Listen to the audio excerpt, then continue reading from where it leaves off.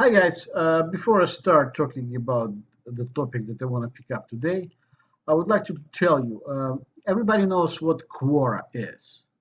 Well, on Quora, I've been there for a while, for a couple of years, and recently I look up my account, and because most of my writing is about targeted individuals or, gang stalking, actually in one of those categories, I have 80, in general, I have about 80,000 views of my postings.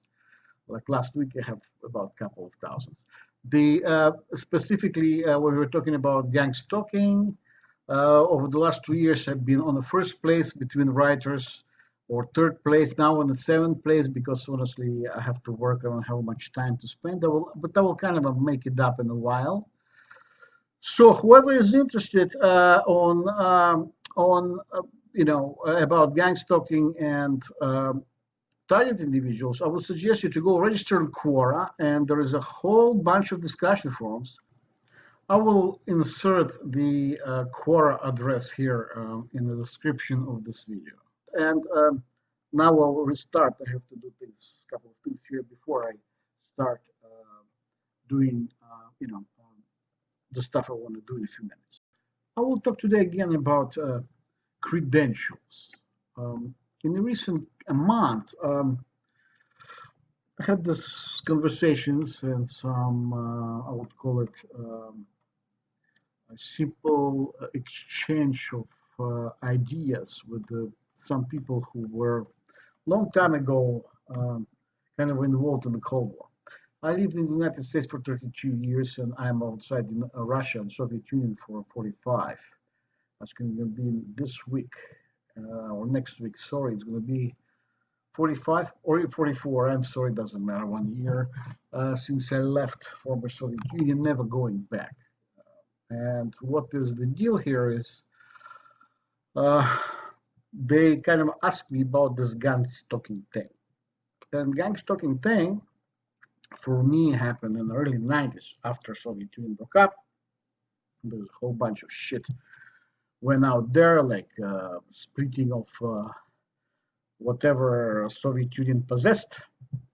And one of those splitting thieves were my father's patent. My father's patent was between him and one of his colleagues. I don't know what his colleague did. He didn't survive as well. Break up with the Soviet Union. He died in the early 90s, as my father's as well.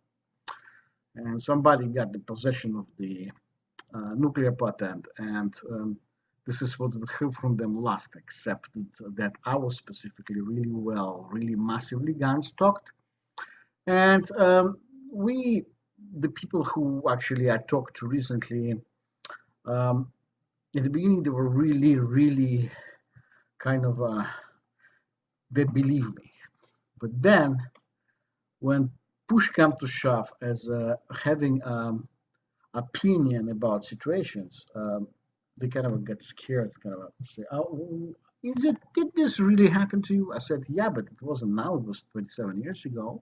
Now all I have is just some kind of a periodic reminder, or some kind of a shit happens, like I couldn't sell my apartment, that I can go back to Utah, which I think some kind of a problem there. I think one of those." It was a gang stalking in a way. My agent did everything to sell the apartment. There was some kind of a problem. There's somebody outside interference. I wanted to sell my apartment, that I would collect my whatever the apartment accumulated, that I can restart my business and so on and so on. But I think I would actually say more people in Utah wouldn't be happy about it if I go back, and because most of the gang stalking that happened in the past was done in Salt Lake City. Anyway, so what we have here is again a question of credibility. When people hear about gang stalking, they either get scared because they think there's special services involved, like CIA, FBI, National Security Agency, KGB, Mossad, and all of those.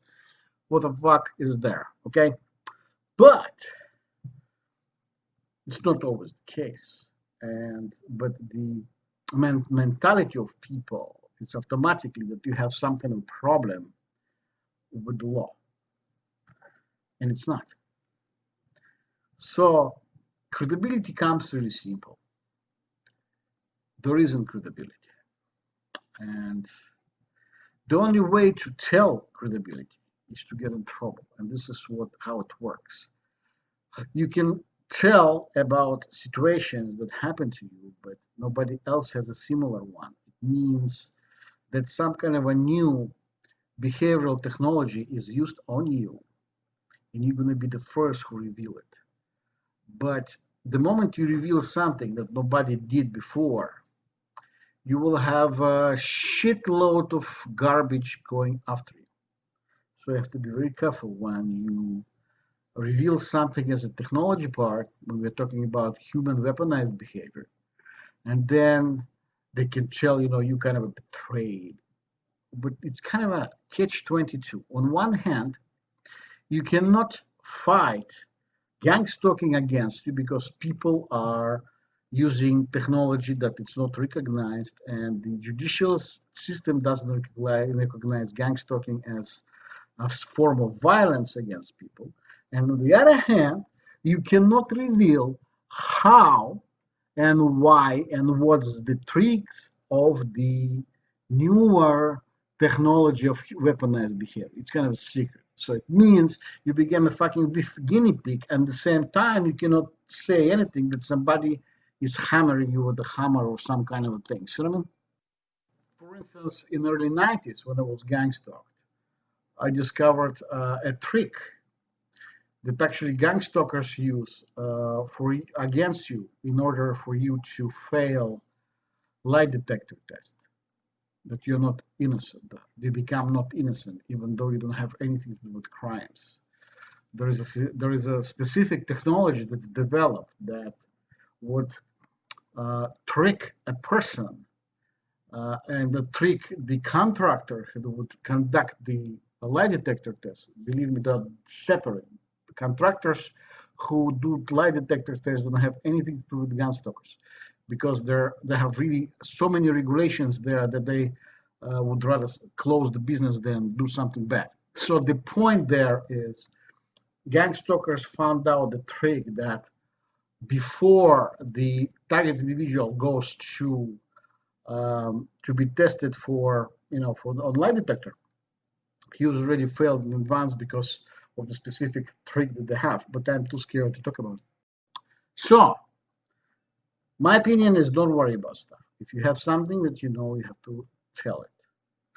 You see, they will redo, if there is some kind of a technology that's a secret, they will redo this technology in a new form. Otherwise, they shouldn't fuck with you. Okay? So this is it pretty much. And I hope whoever meets you and you share your experience of gang stalking against you, they believe you. Honestly, I hope they do. Because it's one of the hardest things target individuals can do is to prove that they were gang stalked.